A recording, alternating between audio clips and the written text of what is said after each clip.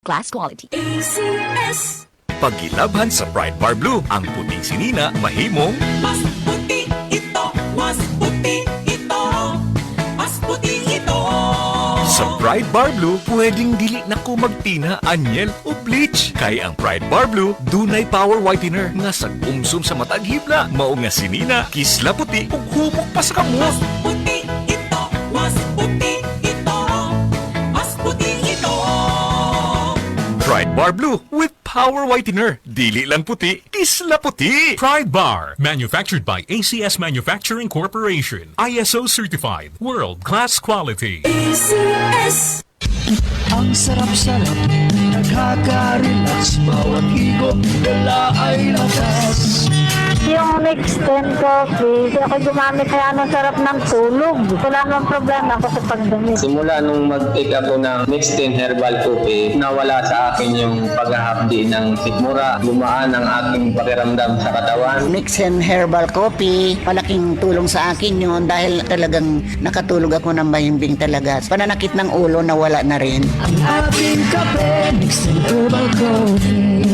Ang Doc F Mixed and Herbal Coffee, Doc F Health Aromatic Plus Plus at Doc F Malunggay Capsule ay mabibili Sa The Generic Pharmacy, sa Dapitan City, Dapitan Drug Store, Maribel Store Butika Perpetua Pinyan, at sa lahat ng Doc Alternative branches nationwide. Ito ang DXDR 981 sa Dipolog City. Basta balita at serbisyo publiko. Tatak RMN. Okay, niya nausab ang tulumanon nga giuluhan ang kahayag sa pagtuong Katoliko. Uban gihapon ni ining ubos ninyong alagad sa maong tulumanon, Silbert Donduyano Senior alias Veritas. Sa gihapon no, magkauban gihapon nato ang atong mga kasamang radyoman sa technical side, si kasamang radyoman Danny Luod, ugusab si kasamang radyoman Taxi Lumba. Sa gawas mo gyapon si kasamang radyoman Rinaldo Cuenca o gusab si kasamang radyoman Kion Nilumbaring. Pasiunang patimbaya sa gyapon no, sa atong station manager no, ang atong amahan dinhi sa istasyon. Si kasamang radyoman Edgar Dagumo uban na sa iyang mga kaubang mga radyoman. Ang atong pizza karon Mayo 31 sa tuig hapon ta no 2020. Okay no, niining higayon na karon sige hapon no. Ining laing pag sa ulog na to sa adlaw sa Ginoo. Atong gisaad sa miaging Domingo nga atong hisgutan karon ang usa sa mga tudling sa Biblia nga gigamit sa atong mga igsuon nga dili Katoliko no. Espesipikamente ang atong mga igsuong Seventh-day Adventist. Okay, ang tudling mao ang Daniel City 25. Daniel 7:25. Ang maong tudling no gahisgot og tao nga naghimo og pag-usab sa balaod. Naghimo og mga pag-usab sa balaod. O kini nga mao nga tudling mao ni ang gipasangil no sa ato mga igsuong Seventh-day Adventist nga ang pag-usab kuno sa day of worship adlaw sa pagsimba gikan sa seventh day of the week kon Saturday ngadto sa unang adlaw sa semana nga mao ang Domingo. Kana kuno nga pag-usab usa na siya sa gipasabot anang Daniel City 25. Kay kanang Daniel City 25 gahisgot na og kanang paglapas ba sa balaod sa Dios. Pag-usab sa balaod sa Dios og wa man kunoy laing katumanan ana sa kasaysayan no sa atong pagtuo. Ang natumong ana naigo ana kining atong simbahan nga Katoliko kay daghan kayong gipang usab. Di ba? Daghan kayong gipang usab. O gusana ni ana kana laging day of worship. Pagsimba nga matunong og Saturday kun Sabado ato nang gibalhin ngadto sa Domingo ang adlaw sa pagkabanhaw sa atong Ginoong Hesukristo. So kana kuno ang usa sa tumong ug mao nga kung mudawa ta sa ilang interpretation mao nay usa dayon sa atong himuong rason o hinungdan sa pagbiya sa pagtuong Katoliko, di ba? Now dirita sa kinibang katin-awan o sa kahayag sa tubag Katoliko, no, mga tinahod nga tigpaminaw. Ako naman yung nahisgutan, no, impartial nga sa bag-ong kasabutan naa nagyoy matawag nato kanang mga kausaban kun changes. Atong ipasiuna daan nga ang gipasabot sa Daniel City 25 kung tan-awon yun nato sa history, labi na kung magbasa ta og kanang mga komentaryo sa Biblia o Bible commentary, espesipikamente kining naagyod nagbarog sa Catholic yod nga exegesis, kanang naghisgot ba unsao na pagsabot ng atong Biblia. Now, sa atong nakita no sa Catholic exegesis, ang gipuntarya gyud ang gitumong anang Daniel City 25, ang natumong ana dili man ang changes sa Kristyanismo, no? Kay kung maghisgot tag Biblia, dili biya una-una to nga tanan nga kausaban, tanang changes isipon nato nga mao na ang paglapas sa balaod sa Dios. Dili na, no, ingon ana. Kanang Daniel City 25 ang gitumong gyud ana, ang naigo gyud ana kung mo research mo sa kanang Bible commentary. Ang natumong o naigo ana mao kadto si Hari Antiochus Epiphanes o King Antiochus IV Epiphanes. Now, dili ko ka detalye o kanabang kinsa na siya, pero kung mo research mo, makita ninyo na, no? Dunay mga tuig diri nga ato lang mahatag ninyo nga kanus-an ni siya mitumaw. Okay, kanus-an ni siya mitumaw. Niadto ning 175 ngadto 163 BC. So before Christ pa ni kining iyang pagbida-bida. Tres kalibutan kining pagtuyhakaw. 175 ngadto 163 BC. So BC, so before Christ pa. Dayon ingon gali din sa reference nga ato lang gihimong guide, no? The worst of the Seleucid kings who usurped the throne. Okay. Niadto gud na may mga hari gyud nga mga pagano, no? O kini si Antiochus Epiphanes usa ni siya kahari. O ang krusada ani mao ang guba sa mga kanang gitawag natog gituhuan sa mga Hudiyo. O unsa man ang gituhuan sa mga Hudiyo kanang Judaism. Dili musugot si Hari Antiochus Epiphanes nga mulungtad o ang pagtuo nga sundon kanang Judaism. Ang gusto ni Hari Antiochus Epiphanes, gusto niya kadtong Hellenistic, moingon kay Hellenistic katunang panahon yun na sa mga kanang mga pagano. Gusto niya ang paganismo. Mao na niya iyang i-introduce. Mao na nga gusto niyang usabon ng practice sa mga Hudiyo kay gusto niya danihon ang mga Hudiyo nga mo-adapt adtong paganismo. No?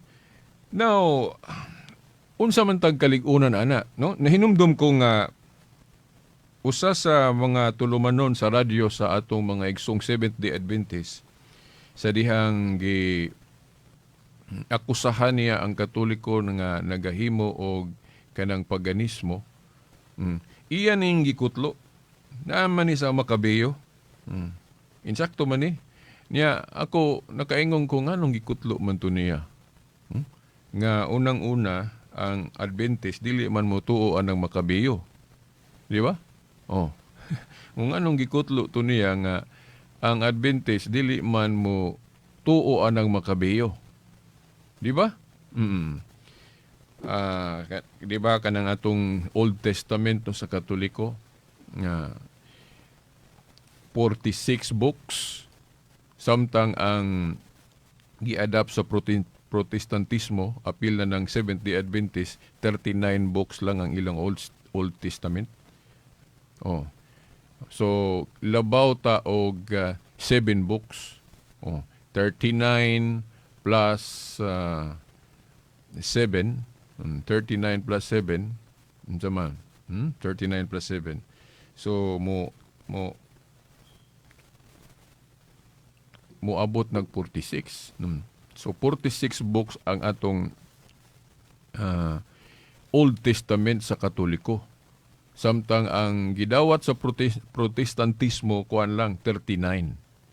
Oh, wala sila anang Makabeyo, Sirach, o unsa pa nang naa, no? 7 books wala sila na. Ila galit ang gi-charge nga gidugangan kuno nato. Pero sa atong pagtuo pod sa Katoliko, wala ta magdugang. Kaya nga itong gibasihan kadtumang Septuagint version o kadtong kanon sa mga Hudiyo nga Alexandrian canon. Kay duha man gud na kakanon gud ang Old Testament kung mo research ta og history. Di ba? Palestinian canon o Alexandrian canon. Puro na Hudiyo nga canon ha. Naiuban moingon nga ang sundon gyud nga kanon sa Old Testament kadtong kanon gyud sa mga Hudiyo kay sila man gyud gi-entrust sa Dios anang daang kasabutan. Oh. So kadtong Alexandrian canon dili to sundon nga 46 labaw og 7 ka libro. Na mayong timan-an nga parehas ba na sila mga Hudiyo. Di ba? Ang Alexandrian canon og Palestinian parehas na kanon sa mga Hudiyo, pero dili lang parehas og ihap, di ba? Kay sa ato gong pagtuon, ang mga Hudiyo ni adto wala gyud sila masitol anang pila gyud ang ilang kanon. Wala sila mag-usa gyud ba tanang mga Hudiyo, wala sila mausa nga moingon nga 39 books ra ang Old Testament. Okay na may mga Hudiyo nga gatuo atong Septuagint nga na atong 7 ka libro. Unya, ang rason nga gigamit na ato na sa Katoliko kadtong Alexandrian canon kay mo man gigamit sa mga apostoles sa ilang panahon katong Septuagint. Nga na atong Makabeyo, Sirach, Baruch. Oh. So mao ni rason nganong kadtong Alexandrian canon may atong gisunod. Canon gihapon sa mga Hudiyo ha. Dili kay laing tao puros na Hudiyo kay ang mga Hudiyo lagi ni adto kung atong tanawon ng ilang kanon, wala gyud sila ma-fix. Kaya wa man sila mag-usa. O ang konsilyo nga atong gisunod no sa Kristyanismo dili man gud Hudiyo. Kadtong gituhuan sa mga kanang kadtong gituhuan sa mga igsuon natong mga dili Katoliko nga gali na account ana mahitungod sa council sa mga Hudiyo sa Jamnia ni adtong 90 AD kung wala ko masayop nga nag-council kuno ang mga Hudiyo pinanguluhan ni Rabbi Akiba mga 90 AD na to didto kuno gipadayag ng kanon nga 39 lang gipangunahan ni Rabbi Akiba o nga para sa atong analysis pod kadtong Council of Jabne kung tinuod manggaling to Council of Habne timan ana to kanang 90 AD Christian era na Day of the Christians niya timan ana biya nato nga ang gahom ang authority sa mga Hudiyo napasa biya nabalhin biya ngadto sa Kristyanismo kay ang Judaismo gitransform man siya o Kristyanismo pag-abot ni Jesus Christ pagsugod niya sa iyang New Covenant Kingdom. So kanang 90 AD, 90 AD, ang authority naana sa mga Christians. So kung tinuod tong Council of Habne o Jabne, 90 AD, nga nagdeklara sila nga ang kanang Old Testament, 39 books lang, 39 books lang, ang atong punto diha nganong dawaton man nato tong balido nga council kadtong Council of Jabne o Habne no nga niadtong higayon na ang authority wala naman sa mga Hudiyo naa naman sa mga Kristiyano gani no sa akong pagtuon na ay mga account na ay mga informasyon nga kadto kunong Council of Jabne o Habne 90 AD dili kuno na tinuod meet kuno na ambot og kinsay ga pasiugda kuno ana og kuan nga tinuod na nga nahitabo. Now ako moingon lang sa pug ko nga matinuod na og sa dili o kanang Council of Jabne. Oo. Makasigurado ko nga ang maong council dili na valid ngano man kay kanang 90 AD ang authority napasa na sa grupo sa mga Kristiyano, wala na sa Judaismo. Di ba? Kay sa Biblia, gipasabot ng daan sa Hebrehanon City 12 nga kay ilisan ang pagkapari, ilisan usab ang balaod. Di ba? Naay pag-usab sa balaod, no? Kay lagi ako naman yung gi-explain sa miyagi nga bag-ong kasabutan naman. So mao na lagi nga dili nato isipon dayon, unaon dayon nga nausab o giusab o gisupak na ang balaod sa Dios dili. Dili nato tawgon og paglapas sa balaod sa Dios ang mga kausaban sa New Testament. Dili nato naisipon ana kay ang bag-ong kasabutan mag-expect gyud tag mga kabag-uhan. Ang Daniel City 25 ang gitumong ana nga nag-usab sa balaod, nagsupak sa balaod, ag balaod pa na sa mga Hudiyo. Ang kustumbre pa na sa mga Hudiyo nga wala tahura ni kato akong giingon ninyo kaganina ni Hari Antioco Epifanes. Mao na. So mga tinahod nga tigpaminaw, ayaw mo ka confuse.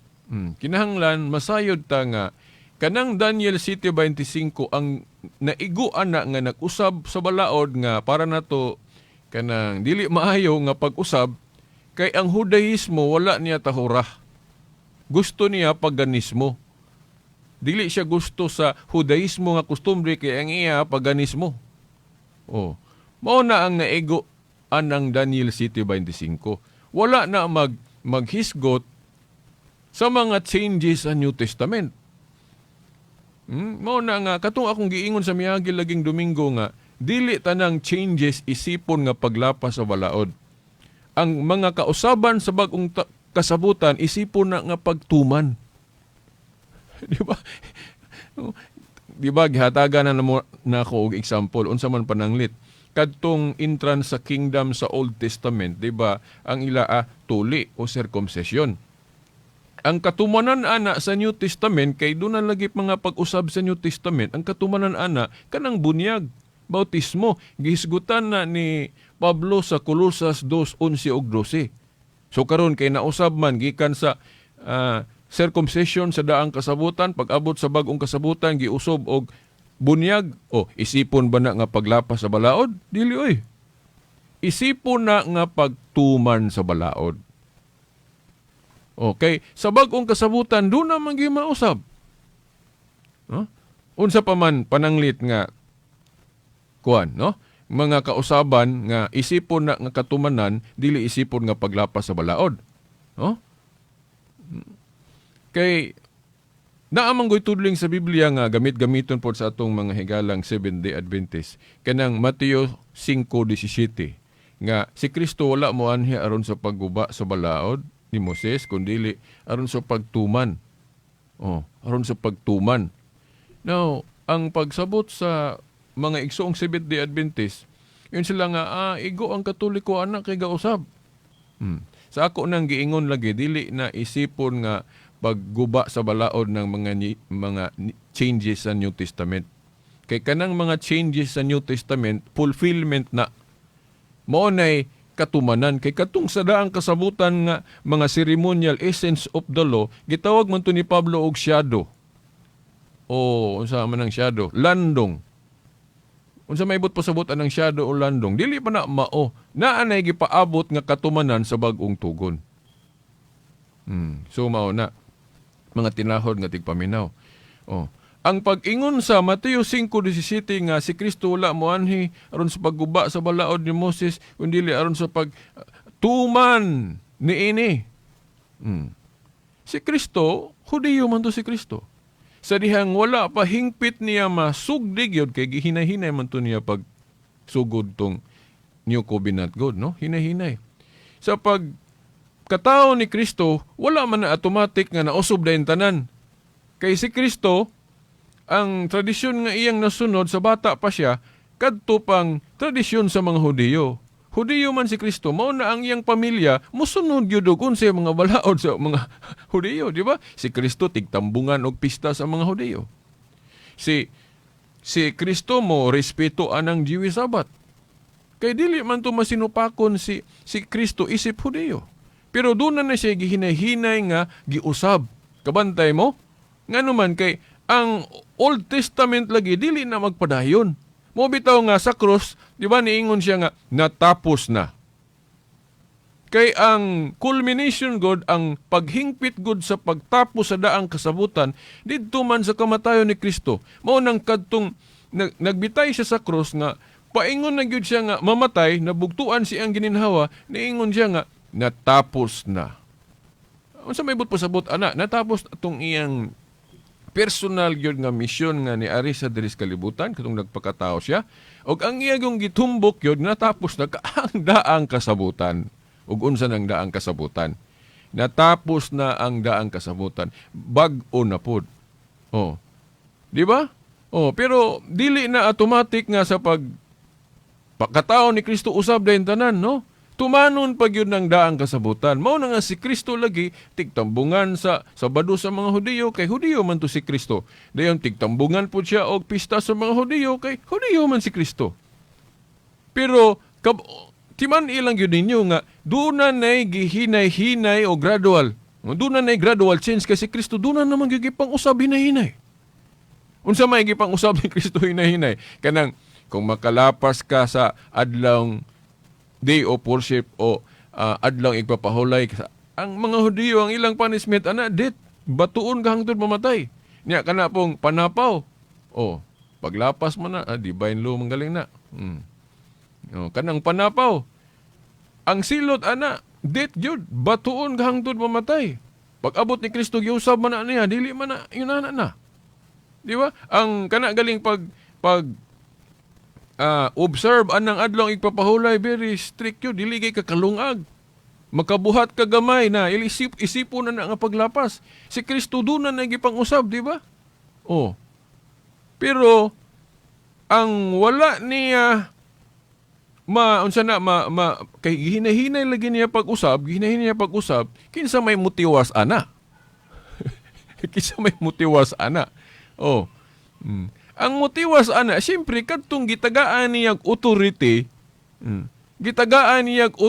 anang iyang authority sa paglugak og balaod og paghimog balaod kanang gitawag og binding and loosing. Di ba kanang si Pedro nga iyang gitugyanan sa Yahweh. Di unsa may iyang giingon, Pedro, what you bind and loose here on earth, i-bind og loose usab sa langit. Ang imong idiliog, itugot rin sa yuta, idiliog itugot usab sa langit. No, Mateo 16:19, gahom na sa Dios, gahom na ni Kristo iyang gi-extend ngadto sa iyang baykar nga si Pedro. Di ba? Unya kay si Kristo wala man mag-inusara sa pagmando Naaman siya mga kauban mo na nga ang gahom sa binding and loosing iyang ginang gipaklaro nga sa tibuok na council o tigom sa mga apostolis. Di ba? Mateo 18:18 ang inyong idili diri sa yuta, idili sa langit, ang inyong itugot.